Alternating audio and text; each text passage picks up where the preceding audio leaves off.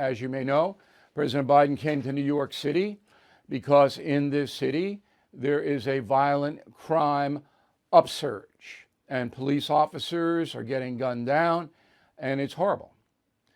Now, for 17 years under Giuliani and Bloomberg as mayor, violent crime was pretty much under control in this city of 8 million plus. But then the communist Bill Blasio took over 2 terms, if you can believe he was reelected, and the legislature in Albany, the state legislature in New York, went far, far left. The combination of the two attacked the police.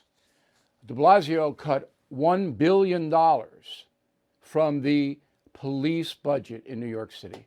$1 billion. So that let criminals commit crimes with impunity. And then the state legislature passed a law that said for most crimes there's no bail.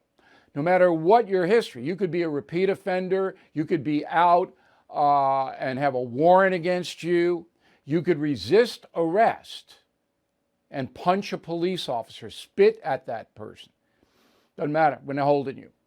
So a 5-year-old could figure this out. When you have lax law enforcement, when you take money away from the police agency, when you won't enforce the law, then violent crime goes up. And this is happening everywhere. 66 major cities run by progressive mayors are in the same situation.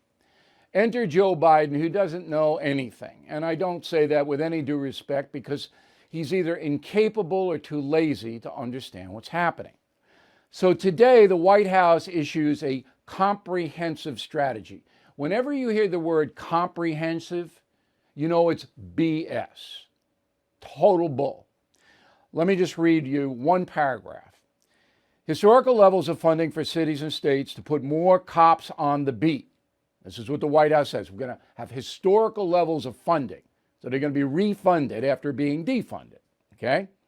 And invest in community violence prevention and intervention programs. That means basketball at night, social workers, that kind of thing. Stepped up federal law enforcement efforts against illegal gun traffickers. Okay. Not a word about gun criminals. Not a word. No increased penalties, nothing. And of course, gun criminals are the problem. Now, do I want increased penalty for gun traffickers? Yes, I do.